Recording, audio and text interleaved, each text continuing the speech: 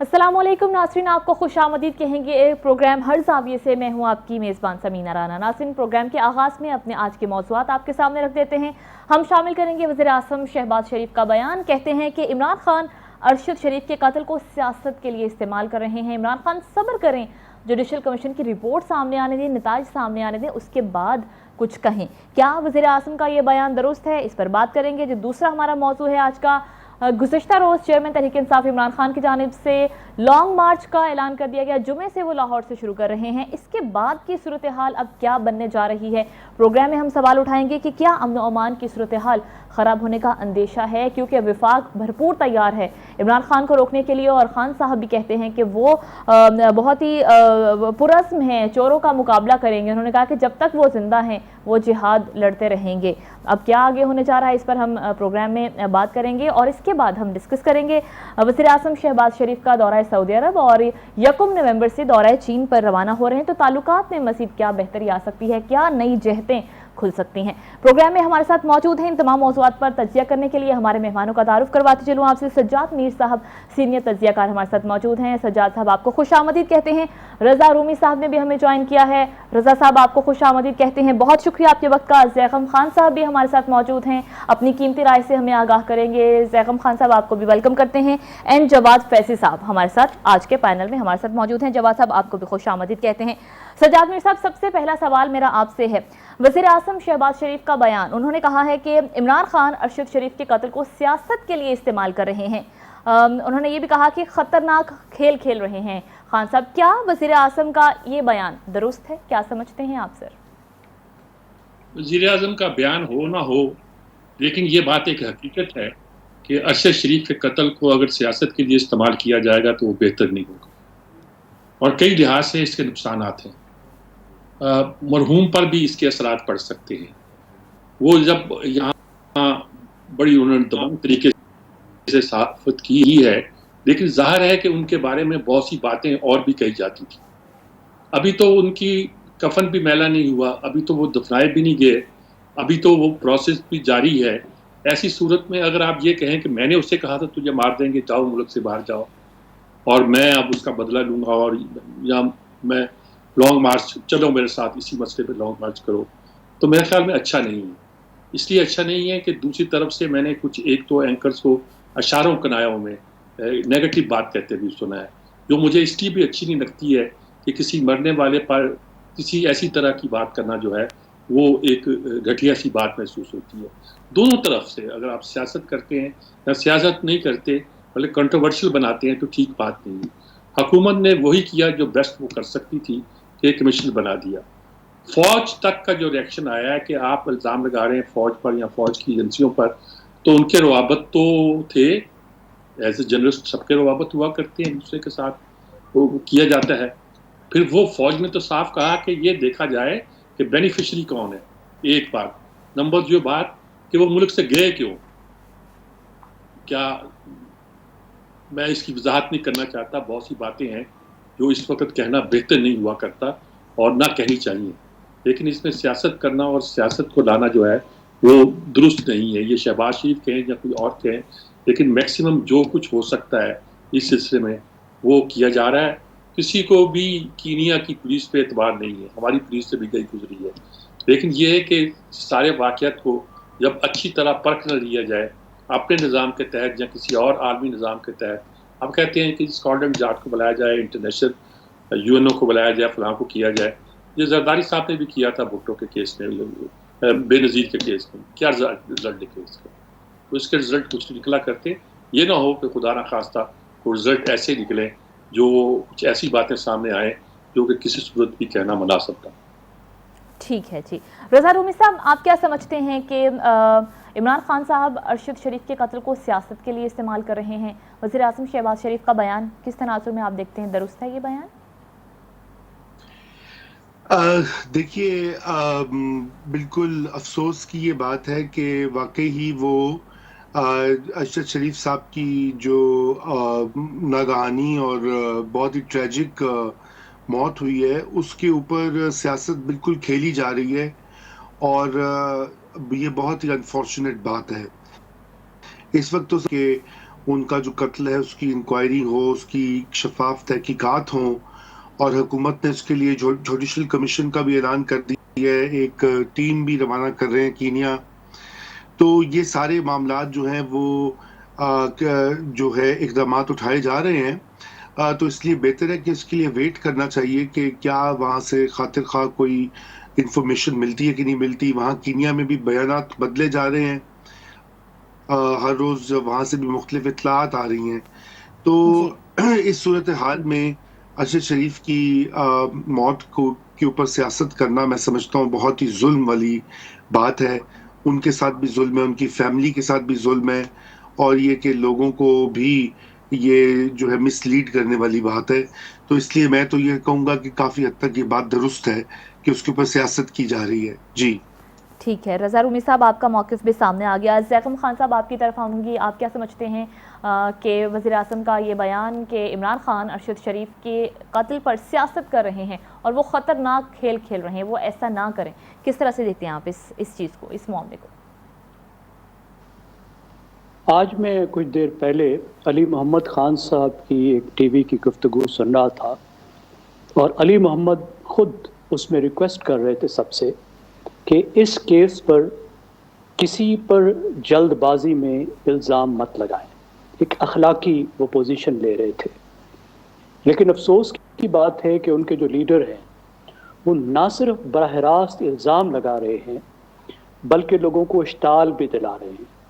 ایک ایسا اشتعال ہے جو کل کو انسائٹمنٹ ٹو وائلنس کی شکل لے سکتا ہے، یہ وائلنس میں بھی بدل سکتا ہے، کیونکہ مرڈر کا الزام ہے، کوئی معمولی بات نہیں ہے. اور ایک پبلک پرسنالٹی جو بہت پاپولر تھی، اس کے مرڈر کا الزام لگایا جا رہا ہے. ایک ایسا واقعہ جو پاکستان سے بہت دور کینیا میں ہوا. عمران خان صاحب کا تو اپنا یہ ایک پیٹرن ہے کہ وہ ہر چیز کو اپنے نیریٹو سے جوڑتے ہیں. کوئی بھی واقعہ ہوا ہو، کہیں بھی ہوا ہو. آپ کو یاد ہوگا یہ پچھلے الیکشن سے پہلے 2018 سے پہلے ایک بچی زینب کا قصور میں مرڈر ہوا تھا. بالکل. انہوں نے اس کیس کو ایک وفاقی وزیر سے، نامعلوم وفاقی وزیر سے جوڑا کہ حکومت اس میں انوالو ہے، اور وہ شاید کسی پون گینگ میں بھی انوالو ہے وفاقی ایک وزیر. یہ بھی انہوں نے الزام لگا دیا. اس کے بعد توہین رسالت کا انہوں نے الزام لگا دیا. اس کے بعد لندن میں کچھ واقعات ہوئے جو انہوں نے اس وقت کی حکومت کے ساتھ جوڑ دیے. ان کے دکھ کا تو ہم احساس کر سکتے ہیں. وہ ان کے بہت قریب تھے، عمران خان کے بہت قریب تھے وہ صحافی. ہم اس بات کا بھی احساس کر سکتے ہیں کہ اس واقعے نے سیاست اور صحافت دونوں پر اثر ڈالا ہے. پاکستان صحافیوں کے لیے دنیا کے خطرناک ممالک میں سے ایک ہے، اور سیاستدانوں کے لیے بھی مشکل ترین ملکوں میں سے ایک ہے. یہ بات بھی ٹھیک ہے کہ یہ جو واقعہ ہوا، کینیا کے پولیس کے ہاتھوں جو قتل ہوا، ابھی تک اس کے جتنے جوابات آ رہے ہیں انہوں نے مزید سوالات کو جنم دیا ہے. اور کینین پولیس کا جو موقف ہے اس پر خود کینیا کے جو صحافی ہیں وہ اعتبار نہیں کر رہے. تو اس وقت ہمیں کوشش کرنی چاہیے الزام لگائے بغیر کہ جتنے حقائق ہم ان ارتھ کر سکتے ہیں وہ ہم لائیں. حکومت کی سائٹ پہ بھی لائیں. آج بھیج دی 2 سینئر آفیسرز کی، کیونکہ وہ ٹیم واپس آ کے بہتر طور پہ جواب دے سکے گی، جواب دہ ہوگی پاکستان کی عدلیہ کے سامنے، جو عدالتی کمیشن ہوگا اس کے سامنے. وہاں کے کسی آفیسر کو تو بلانا شاید ممکن نہیں ہوگا. بین الاقوامی اداروں سے بھی تعاون کی درخواست کی جا سکتی ہے، کرنی چاہیے. میرے خیال میں پاکستانی صحافیوں کو بھی وہاں جا کے پورا پروب کرنا چاہیے.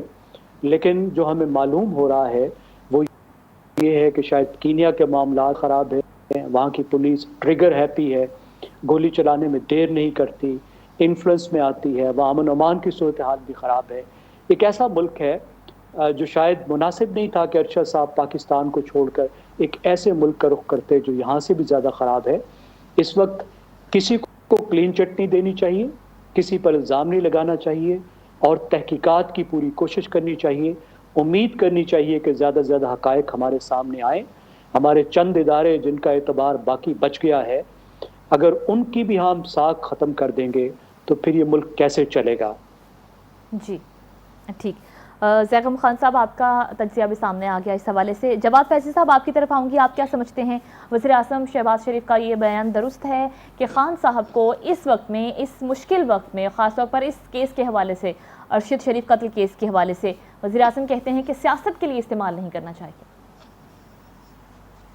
देखिए, जिस तरह सज्जाद मीर साहब ने फरमाया ना कि वज़ीर आज़म का बयान अगर ना भी आता तो सब कुछ सामने आ रहा है, और ख़ास तौर पे यहाँ तक कह देना कि मुझे पता था, मैंने ही अरशद शरीफ को कहा कि वो बाहर चले जाए, वो जाना नहीं चाह रहे थे। तो इसका मतलब अगर इन्हें बहुत सारी बातों का पता है, इल्म है, तो खुद ये अपने आप को लॉ से ऊपर वाली चीज़ समझने की बजाय उस कमेटी, उस कमीशन के सामने आए, उनके बताएं कि ये मामलात थे, ये मसाइल थे, ये मुझे पता है, लिहाजा मेरे तक जो इत्तला पहुंची थी वो यूं है। इसको जलसा आम में, इसको तलबा और तालबात के सामने ला के, और जिस तरह ज़ैगम खान साहब ये कह रहे थे कि आप इस किस्म की गुफ्तगू फरमा रहे हैं कि आप कोई मौका हाथ से जाने ही नहीं देते, और आप इसको भी कैश कराना चाहते हैं अपनी सियासत के लिए। इस मुल्क में जो है अमन व अमान के क़याम में, बजाय इसके कि आप हिस्सा डालें, आप इस चीज़ को इस तरह से लोगों के जज्बात मुश्तिल करेंगे। और वो मुझसे पहले दोस्तों ने कह दिया, रजा रूमी साहब ने भी जिस तरह फरमाया कि भाई कोई तहकीकाती कमेटी को, कमीशन को कोई रिपोर्ट तो बनाने दीजिए, कोई समझ तो आए हुआ क्या है, कीनिया के अंदर वाकया हो रहा है, वहाँ की पुलिस जो भी कह रही है। मुझसे पहले ये कहा गया कि वहाँ के साफी क्या समझते हैं, ये पूरी दुनिया में बदतरीन हालात भी है बाज़ ममालिक के, वो एरिया कैसा है, वहाँ कौन कौन से माफियाज हैं, क्यों कर वहाँ गए, बहुत कुछ करने की जरूरत है। उनका तो नुकसान हमारा हो गया, अहले सहाफत का एक ऐसी शख्सियत हमने खो दी। अल्लाह ताला उन्हें गरीक रहमत करे, उनके दर्जात बुलंद करे, माँ का कलेजा ठंडा करे और उन सब्र की तौफीक दे। बच्चों के सर पे जो है अल्लाह ताला अपना साहिबान रखे। लेकिन इशू ये है कि बजाय उन चीजों को देखने के, हम ये देखते हैं कि सैलाब आया है, सियासत कर लो। उधर पानी के रेले आ रहे थे, इधर रेलियां निकल रही थी, जलसे हो रहे थे। इधर हम देख रहे हैं कि कोई खानदान मगमूम है, हालात किस तरफ जा रहे हैं, आप उस पर भी सियासत कर रहे हैं। तो आपको 2014 में फायर की उंगली का मसला था, आप पता नहीं कौन सा है कि आप हर वक्त यही कुछ करते जा रहे हैं।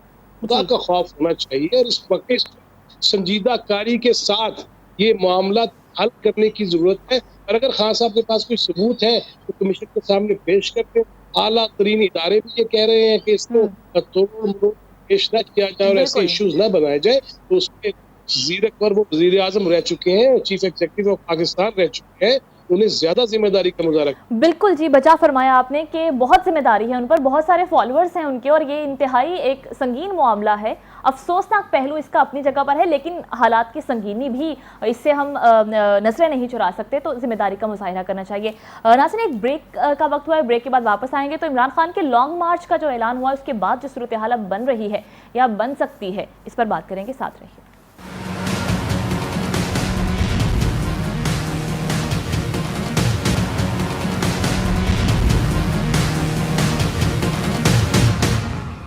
ब्रेक के बाद नाज़रीन एक बार फिर से आपको खुशामदीद कहेंगे प्रोग्राम हर ज़ाविये से। अब हम बात करेंगे, खान साहब ने गुज़श्ता रोज़ लॉन्ग मार्च का ऐलान कर दिया। उन्होंने कहा कि जुम्मे से वो लिबर्टी चौक से लाहौर से लॉन्ग मार्च का ऐलान कर रहे हैं, लॉन्ग मार्च शुरू कर रहे हैं। और दूसरी तरफ विफाक ने भी लॉन्ग मार्च को रोकने के लिए पूरी तैयारियाँ की हैं, मुतहर्रिक है। क्या महासराई हो सकती है, क्या अमन अमान की सूरत हाल ख़राब हो सकती है, और इस सूरत हाल में क्या मुल्क इस चीज़ का मुतहम्मिल हो सकता है? इस पर बात करने के लिए हमारे पैनल का तारुफ पहले ही करवा चुकी हूँ। ज़ैगम खान साहब, पहले आपकी तरफ आऊँगी, आप क्या समझते हैं, लॉन्ग मार्च अमन अमान की सूरत हाल ख़राब हो सकती है?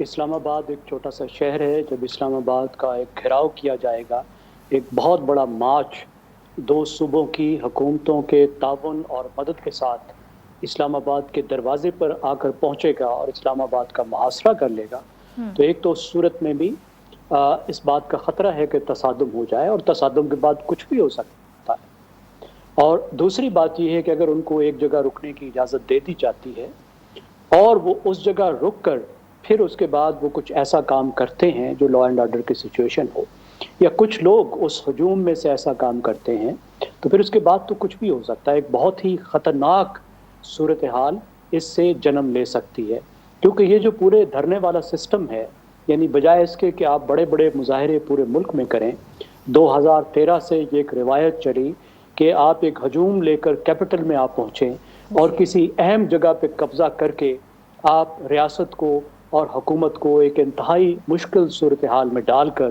اپنی بات منوائیں۔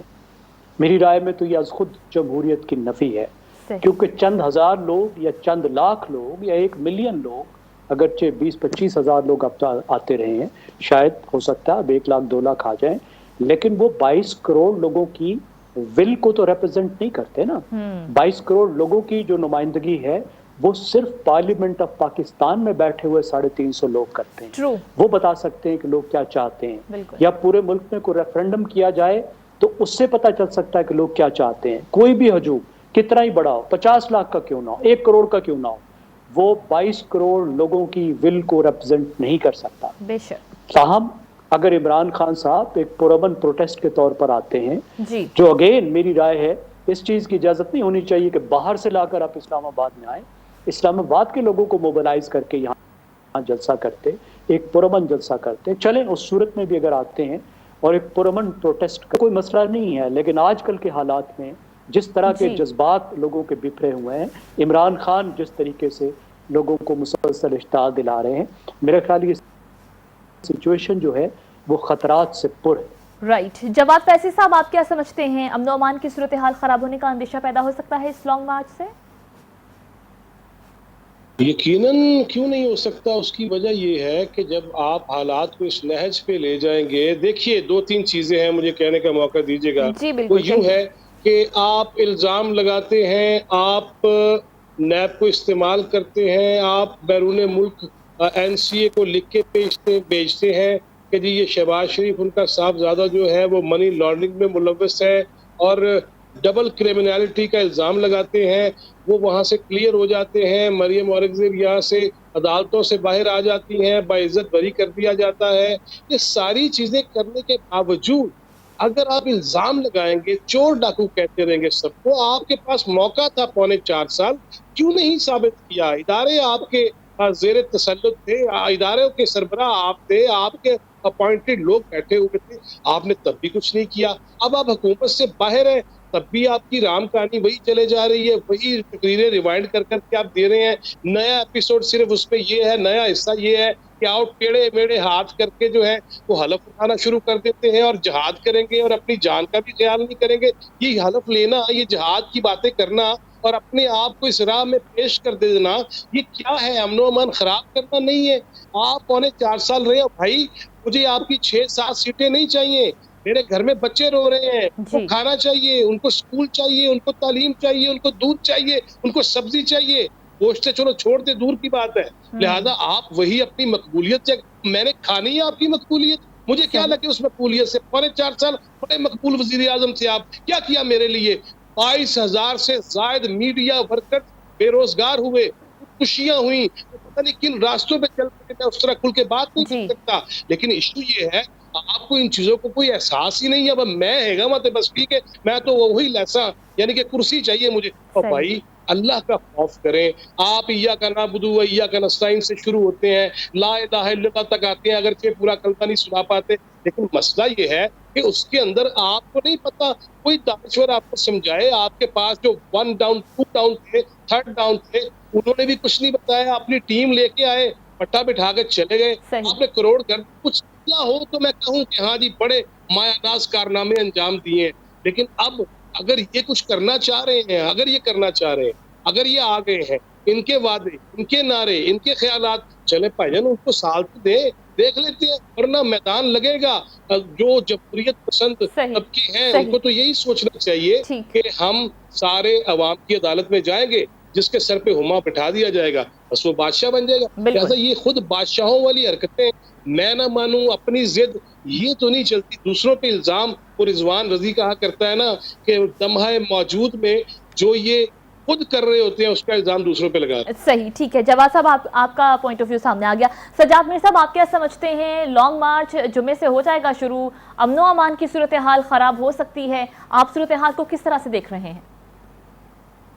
دیکھیں، عمران خان نے کہا کہ یہ لانگ مارچ آپ کو اس طرح نہ سمجھیں جس طرح یہ ٹرم استعمال کی جاتی ہے۔ बल्कि लोगों को उन्होंने कहा कि हम एंजॉय करेंगे। आप इस्लामाबाद की तरफ से कोई खतरे की बात नहीं है, हम कानून के मुताबिक चलेंगे और कानून के मुताबिक वही जलसा करेंगे, अदालतों ने हमें की होगी और कुछ नहीं होगा। यानी ये आप अपने लोगों को ये बताना चाहते हैं कि हम बड़ा पुरअमन लॉन्ग मार्च करेंगे। हाँ। लेकिन हजूर जब कभी ऐसा लॉन्ग मार्च हुआ करता है, धरना हुआ करता है, तो माजी की तारीख हमें बताती है कि वो पुरअमन रहा नहीं करता, वो आपके काबू में रहा नहीं करता। शायद आपके जहन में भी ये बात है कि मैं लोगों को किस तरह ये कहकर कि हम तो जो हमारा रवैया है इंजॉय करने का, पिकनिक सा माहौल पैदा करने का, वो करते हुए इस्लामाबाद जाएंगे और हुकूमत का गोया तख्ता उल्टाकर वापस आ जाएंगे, इनकलाब बर्पा हो जाएगा। तो ये ऐसा हुआ नहीं करता। इसके नतीजे के तौर पर कुछ भी हो सकता है। जैसे मैंने कहा कि जब भी लॉन्ग मार्च जिस अंदाज में भी की जाती है, चाहे आप पिकनिक के अंदाज में करना चाहें और 100 कहें बार कहें कि हम पुरअमन रहेंगे, पाकिस्तान की सूरत में पुरअमन नहीं रहा करते। जिन मुल्कों में जमहूरियत है और पुरअमन जुलूस निकलते हैं और निकलते हुए दिखाई देते हैं, वहाँ सब देखते हैं कि सूरत-ए-हाल क्या है। अब इमरान क्या चाहते हैं? यानी कि वो चाहते ये हैं कि नवंबर, यानी कि लोग कहते हैं सऊदी दौरे से वापस आ रहे हैं और चीन को जा रहे हैं, 1 नवंबर को दरमियान में वो धरना दे रहे हैं, दरमियान में लॉन्ग मार्च कर रहे हैं। जिस तरह उन्होंने पहले जब सी पैक शुरू हुआ था उस वक्त भी एक रवैया इख्तियार किया गया। ये किसकी जुबान बोल रहे हैं, क्यों बोल रहे हैं, कैसे बोल रहे हैं, ये सारी बातें जो हैं और गौर करने की। ठीक है जी। रजा रूमी साहब आप हमारे साथ मौजूद हैं? जी बिल्कुल जी। रजा साहब आप क्या देख रहे हैं? लॉन्ग मार्च तो शुरू होने ही वाला है जुमे से, तो अमन अमान की सूरत हाल, जैसे हमारे बाकी मेहमानों की राय भी हमारे सामने आ गई, तज्जिया, आप क्या कहना चाहेंगे इस पर? जी बिल्कुल, मैं बाकी जो कुछ कहा गया है मैं मुकम्मल तौर पे इत्तेफाक करता हूँ। देखिए वाक़या इस तरह से है कि हुकूमत जो है और वफाकी जो वज़ीर दाखिला हैं वो मुतअद्दिद बार ये ऐलान कर चुके हैं कि वो लोगों को वहाँ पे दाखिल नहीं होने देंगे, ख़ुसूसन रेड जोन और सेंसिटिव इलाके जो हैं इस्लामाबाद के, वो वहाँ पे नहीं आने देंगे प्रोटेस्टर्स को। और अगर आप ये तारीख देख लें तो इससे पहले जो मई में जब इमरान खान साहब को सुप्रीम कोर्ट ने इजाज़त दी कि आप एहतजाज कर सकते हैं लेकिन आप एक किसी ग्राउंड में जाके जलसा कर लें, उन्होंने उसकी खिलाफ वर्जी की और वो उसके बावजूद आगे रेड जोन में, और आपको याद है दरख्तों को आग लगा दी गई और जो मनाजिर सामने आए, तो वो तो एक हिस्ट्री है इस पार्टी की और इमरान खान साहब की जो ये काम करते हैं। अब बात यह कि हुकूमत का इस बार जो है 2014 के बरक से एक मौक़िफ़ फ़र्क है और इस वक्त जो इस्टेब्लिशमेंट है वो भी इमरान खान साहब के ये इस लॉन्ग मार्च को सपोर्ट नहीं करी। 2014 में तो इस्टेब्लिशमेंट के कुछ हिस्से इमरान खान साहब को जो है वो इनकरेज कर रहे थे, बल्कि उनकी मदद कर रहे थे। आज वो सूरत हाल नहीं है जी। अब इस सूरत हाल में तसादुम होने का बिल्कुल खतरा है और तसादुम जो होगा, खुदा न खास्ता अल्लाह करे कि ऐसा ना हो, अल्लाह करे, लेकिन उसमें आपको पता है वायलेंस भी होता है, उसमें एक अफरा तफरी भी होती है और फिर जब ऐसी सूरत हाल बनती है तो फिर हालात जो है वो यकसर बदल जाते हैं। वो ना तो हुकूमत के काबू में फिर रहते हैं, ना ही इमरान खान साहब के काबू में रहेंगे, फिर वो देगा। यही वजह है कि मुल्क में इस वक्त जो है बहुत से लोगों का ये कहना है, अगर आप देखिए हामिद मीर साहब ने भी इस अमर का इशारा किया है, जी। उन्होंने कहा है कि मार्शल लॉ जो है वो लगने का खदशा है अगर ये मामला आगे इस तरह बढ़ता है। ये और भी बहुत सारे एनालिस्ट ये बात कह चुके हैं, तो ये चीज तो दिखाई दे रही है। पाकिस्तान की एक तारीख है, इस वजह से हमें ये इमरान खान साहब को सोचना पड़ेगा कि वो किस तरह से ये इस मामले को आगे लेके जाते हैं। अगर तो बिल्कुल डेस्परेट हो चुके हैं इस वक्त अपनी पावर की में वापसी के रास्ते के लिए, तो फिर तो कुछ नहीं किया जा सकता। लेकिन अभी भी अगर वो समझते हैं कि उनकी वो जमहूरी तर्ज पर सियासत करना चाहते हैं, सिस्टम को डिरेल नहीं करना चाहते, तो उनको अपने कुछ फैसलों पर नजरसानी करनी पड़ेगी। जी बिल्कुल आपने सही कहा। और अगर पाकिस्तान में खासतौर पर इस्तेहकाम चाहते हैं तो फिर नजरसानी करना बहुत ज़रूरी है। एक ब्रेक की तरफ जाना है नाज़रीन, ब्रेक के बाद वापस आएंगे तो हम वज़ीर-ए-आज़म शहबाज शरीफ की दौरा सऊदी अरब और जो 1 नवंबर से दौरा चीन शुरू होने वाला है, इस पर बात करेंगे। हमारे साथ रहिए।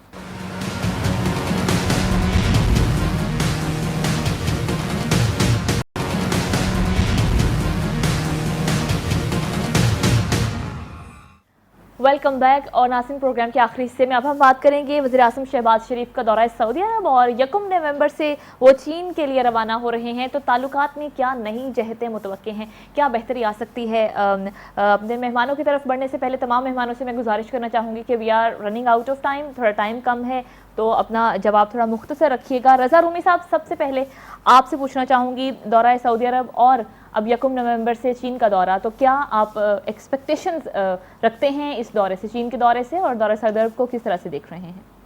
देखिए, पहली तो बात, एक जनरल बात करनी चाहिए। अमूमी तौर पर ये जो नई हुकूमत आई अप्रैल के बाद, उनका सबसे बड़ा जो कंसर्न रहा है और जिसमें वो किसी हद तक कामयाब भी हुए हैं कि पाकिस्तान के जो कलीदी रिश्ते हैं बैनुल अक़वामी, उनको बहाल किया जाए, उनको बेहतर किया जाए। उनमें सरे फहरिस्त जो हैं सऊदी अरेबिया और चीन हैं। ये दो ऐसे ममालिक हैं कि ये पाकिस्तान के हर हाल में, हर वक्त पाकिस्तान के शाना बशाना खड़े होते हैं। इन दोनों ममालिक से इमरान खान साहब के दौर में ताल्लुकात ख़राब हो गए थे। सऊदी अरेबिया से कशीदगी हो गई थी, चीन से भी नाराज़गी हो गई थी, सीपेक के ऊपर भी, चूँकि ये करप्शन का एक इन्होंने बनाया हुआ है, इमरान खान साहब ने बयानिया, वो चीन पे भी ठूंस दिया, सीपेक के ऊपर भी लगा दिया, तो वो बहुत गुस्सा हुए चीनी। और फिर उसको ठीक करने के लिए, अगर आपको याद हो तो जनरल बाजवा साहब ने खुद बड़ी एफर्ट की। और अभी आपने देखा कि शहबाज शरीफ साहब ने भी ये सारे दौरे सऊदी अरेबिया के पहले भी किए, कतर का भी किया। तो एक तो ये कि इनके साथ ताल्लुकात जो है वो ठीक रखना जो है वो पाकिस्तान के नेशनल इंटरेस्ट में है। दूसरी चीज़ पाकिस्तान की मईशत है। आप देख रहे हैं कि IMF और दीगर इमदाद के बावजूद जो है पाकिस्तान की मईशत इस वक्त जो है वो संभल नहीं पा रही। और ज़ाहिर बात है, वंस अगेन ये दो ऐसे ममालिक हैं कि जहाँ से हमें हमेशा मदद भी मिलती है। चीन ने अभी 3 अरब से जायद का हमें कर्जा दिया, सऊदी अरेबिया ने दिया, और डिफर्ड ऑयल जो पेमेंट्स होती हैं वो भी सऊदी अरेबिया के साथ हमारा एक बड़ा लॉन्ग स्टैंडिंग अरेंजमेंट है। तो इसलिए मैं इसको इस नुक्ता निगाह से देखूंगा, अगरचे कि इसमें और मामलात भी डिस्कस हो रहे होंगे जो कि अर्जेंट होंगे, लेकिन ब्रॉडली पाकिस्तान अब ये अपने ताल्लुकात को मजीद फिक्स कर रहा है। जी राइट, ठीक है। ज़ैखम खान साहब, आप किस तरह से देख रहे हैं दौरा सऊदी अरब और दौरा चीन को? मैं रज़ा रूमी साहब से इत्तफाक करता हूँ, और मैं ये समझता हूँ कि मौजूदा जो PDM की हुकूमत है, अगर किसी शोबे में इसने वाज़े कामयाबी दिखाई है तो वो सफारतकारी है। और शायद उसकी वजह इनका इतना कमाल नहीं है, बल्कि इमरान खान का कमाल है कि जिनको रज़ा साहब कलीदी ताल्लुकात कह रहे हैं, यानी पाकिस्तान के जो स्ट्रेटजिक रिलेशनशिप हैं, उनमें उन्होंने इतना खिलवाड़ क्रिएट किया और बग़ैर वजह के किया, जबकि हमारा कोई इंटरेस्ट में कन्फ्लिक्ट नहीं आया था। उन्होंने ऐसे ऐसे बयानात दिए और ऐसे ऐसे काम करने की कोशिश की। मिसाल के तौर पर जिस तरीके से वो सऊदी अरब के ख़िलाफ़ एक अलायंस बनाने चल निकले थे और एक TV स्टेशन भी बनाने चल निकले थे तुर्की और मलेशिया के साथ मिलकर, उस पर सऊदी अरब के साथ हमारे ताल्लुकात बहुत ख़राब हुए। चीन के बारे में जैसे कहा गया कि वहाँ पे चीन के साथ जो हमारा सीपेक का प्रोग्राम है, उसमें जो वो मुसलसल करप्शन की बात करते रहे, वो एक ऐसी चीज़ थी जिसमें चीन की सेंसिबिलिटीज़ का बिल्कुल ख्याल नहीं रखा गया, कुछ नहीं। इस वक्त ये वाला जो अलायंस है, यानी जो टीम वर्क है पीपल्स पार्टी का, मुस्लिम लीग नवाज का और इस्टेब्लिशमेंट का भी, I think it's working very well. और उसकी वजह ये है कि इन तीनों में से ग्रुप्स की बड़ी अच्छी गुडविल मौजूद है, पीपल्स पार्टी की और भुट्टो फैमिली की, अब बिलावल भुट्टो की, पहले मोहतरमा बेनज़ीर की। मगरिब के जो कैपिटल्स हैं वो बहुत अच्छी गुडविल थी और अब भी है। इसी तरीके से आप देखते हैं कि शरीफ फैमिली की जो अरब बादशाहते हैं, उनके साथ बड़ी पुरानी गुडविल और ज़ाती किस्म के ताल्लुकात हैं।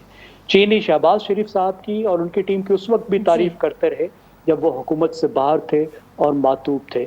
जाते जाते इमरान खान ने जाते क्या निकलने के बाद भी अमेरिका के साथ ताल्लुकात ख़राब किए। तो हमें वो डैमेज जो है वो अनडू होता हुआ नजर आ रहा है, ताल्लुकात बेहतर होते हुए। तो ये एक पॉजिटिव चीज़ है, पॉजिटिव चीज़ है। बहुत ठीक है जी। सजाद मीर साहब, आप की तरफ आऊँगी। आप क्या समझते हैं कि ये जो दोनों दौरे हैं, दौरा चीन और दौरा सऊदी अरब, क्या ताल्लुकात में बेहतरी हो रही है? रज़ा रूमी साहब ने और ज़ैखम साहब ने बिल्कुल जो बात की है 100% दुरुस्त है, ठीक है। وضاحت کے ساتھ سارا کیس بیان کر دیا ہے. دیکھیے اب کیا ہوا ہے, سعودی عرب گئے ہیں اور وہاں ماضی میں جو ہوا وہ میں ذکر نہیں کرتا, وہ گئے ہیں وہاں شہزادے نے, جو ظاہر بہت امپورٹنٹ ہے مڈل ایسٹ میں, صرف سعودی عرب میں نہیں, اس نے فنکشن سے ان کو لیا, گاڑی خود ڈرائیو کی اور اپنے فارم ہاؤس میں جا کر اور ان کو رات کا کھانے پہ شریک کیا اور بڑی اچھی باتیں بھی کی. عمران خان نے بھی گاڑی ڈرائیو کرنے کی کوشش کی, لیکن سعودی گاڑی ڈرائیو نہیں کیا کرتے. عمران خان نے جو کوشش کی تھی, اور کہا جاتا ہے, باخبر رکھ کے کہتے ہیں کہ خرابی کی جڑ اسی دن ہو گئی تھی. رستے میں جو باتیں انہوں نے کی وہ یو اے کے شہزادے کو پسند نہیں آئی, اور غالباً ان کو مس انفارمیشن تھی, اور غالباً کیا اسٹیٹ دورہ بنایا گیا, رحیم جار خان سے ان کو لا کے اسٹیٹ دورہ بنایا گیا. اب اس میں بڑی باتیں وہ میں نہیں کہنا چاہتا. جو چین کا مسئلہ ہے, اس کے معاملے میں کوئی شک نہیں ہے کہ سی پیک کو ایک طرح سے رول بیک کر دیا تھا عمران نے. اب شہباز شریف کے بارے میں ٹھیک کہا جاگم صاحب نے بھی, دوسروں نے, کہ جب اقتدار میں نہیں تھے شہباز شریف تب بھی وہ لوگ تعریف کرتے تھے. ہم اس مسئلے کو, سی پیک کے مسئلے کو دوبارہ ریوائیو کرنا چاہتے ہیں. ہمارا ML1 کا مسئلہ بنا ہوا ہے, کراچی ریلوے کا مسئلہ ہے, کچھ اور مسئلے بھی ہیں جس میں چین ہماری بہت مدد کر سکتا ہے. سعودیوں نے کہا ہے کہ وہ ریفائنری لگائیں گے, وقت تو نہیں ہوا تھا. اب سعودی شہزادہ پاکستان آ رہا ہے اور پاکستان کے وزٹ کے وقت بہت سی چیزوں پہ ایگریمنٹ ہوگا. تو یہ مہینہ جو ہے نا ہمارے لیے بہت امپورٹنٹ ہے, اور میرے خیال میں ہمیں اس کی اہمیت کا اندازہ ہونا چاہیے. بالکل ٹھیک ہے. جواد فیضی صاحب, آپ کیا سمجھتے ہیں؟ دیکھیے جس طرح میر صاحب نے پہلے بھی یہ فرمایا تھا, جناب امیر نے, کہ جب چائنیز پریزیڈنٹ آ رہے تھے اس وقت دھرنے کر دیے, وہ ہندوستان چلے گئے اور ہم سے بھی زیادہ منصوبے سائن کر لیے. اب پھر جب چین کے قربت حاصل کرنے کی کوشش ہو رہی ہے اپنے مفادات کے لیے, شہباز شریف صاحب نے سعودی عرب کے اندر جو ملاقاتیں کی ہیں اس میں انہوں نے یہ کہا کہ مجھے وہ کوئی کشکول لے کے میں نہیں آیا اور نہ میں آنا چاہتا ہوں, بلکہ انویسٹمنٹ کیجئے, پاکستان کی معیشت کو مضبوط بنائیے, خطے کی معیشت کو مضبوط بنائیے. لیکن حیران کن بات یہ ہے کہ چین کے ساتھ جب جب سی پیک ہو یا دیگر معاملات ہو, کاروبار بڑھ رہا ہو, معیشت مستحکم ہونے کی طرف جائے, یہ دھرنے دینے شروع کرتے, جلوس نکالنا, تعلقات خراب کرانا. ان کے دور میں جس طرح میرے باقی دوستوں نے کہہ دیا, تو پھر امریکی سازش کون سی ہوئی؟ امریکی سازش پھر کسے کہتے ہیں؟ یہ الٹا جواب بھی انہی کو دیتے ہیں. اور بھائی آپ چین کے ساتھ تعلقات نہیں صحیح بنانے دے رہے, آپ نے ہر جگہ, مطلب وہ ایک شعر تو ہوا کرتا تھا کہ بحر ظلمات میں دوڑا دیے گھوڑے ہم نے, تحفے بھی نہ چھوڑے ہم نے. مکہ کی اس پہ امیج تھا گھڑی کے اوپر, مجھے اکبر ایس بابر صاحب بتا رہے تھے کہ صرف وہ بیچی نہیں بلکہ ان کے پاس تصاویر موجود ہے کہ مختلف جگہوں پہ وہ گھڑیاں بھیجی گئی کہ یار اس کو چیک کر لو اور خریدنی ہے تو اتنے کی خرید لو. یہ حالت جب ہوگی, ایک طرف آپ گاڑیاں ڈرائیو کر رہے تھے, مجھ سے پہلے کہہ دیا گیا, لیکن اب آپ نے دیکھ لیا, باڈی لینگویج دیکھ لی آپ نے, اس کے بعد ان کا دورہ جو پاکستان ہوگا اس کے اندر کیا کیا اعلانات ہوں گے. لہٰذا میری تو 10 بستہ گزارش ہے خان صاحب سے, ان کی پارٹی کے اکابرین سے, اور جو اس ملک کا پالیسی ساز ہے جو امپلیمنٹیشن بھی کروا سکتا ہے, سب سے گزارش ہے کہ خدا کے لیے اس پاکستان کی بہتری کا سوچا جائے. میں آخری بات یہ ضرور کہوں گا, میں گوادر میں کھڑا تھا جب سی پیک شروع ہوا, اور میں تب اپنے پروگرام میں یہ بات کر رہا تھا جو دہرانا چاہتا ہوں کہ 1956 ہو, 1958 ہو, فیروز خان نون وزیر ہوں, پھر وزیر اعظم ہوں, تب جب پاکستان ابھی نومولود بچہ تھا, تب ہم نے عمان سے پیسے دے کے اگر وہ گوادر خریدا تھا تو اس کا مطلب ہے تب بھی اذہان کے اندر, ذہنوں کے اندر یہ چیزیں موجود تھیں کہ گہرے پانیوں تک, گرم پانیوں تک ہم نے کیسے جانا ہے. لیکن کیا کیا سازشیں ہوتی رہیں, لیکن موجودہ دور میں کچھ سال سے میں اس سازش کی صورت میں عمران خان کو دیکھ رہا ہوں کہ وہ جب سی پیک کی بات ہوتی ہے, سنگلاخ چٹانوں سے گرم پانیوں اور گہرے پانیوں تک جب جانے کی بات ہوتی ہے, وہ درمیان میں آگے کھڑے ہو جاتے ہیں. یہ میں اسے حب الوطنی کا نام دوں یا کیا نام دوں, میرا خیال ہے یہ ناظرین پہ ہی چھوڑتا. ٹھیک ہے جواد فیضی صاحب, آپ کا پوائنٹ آف ویو بھی آ گیا. ناظرین اس کے ساتھ ہی ہمارے پروگرام کا وقت ختم ہوا. ہمارے تمام مہمان سجاد میر صاحب, رضا رومی صاحب, زیغم خان صاحب اور جواد فیضی صاحب, آپ سب کا بہت شکریہ, آپ نے اپنا وقت دیا. اس کے ساتھ ہی مجھے اجازت دیجیے. اللہ نے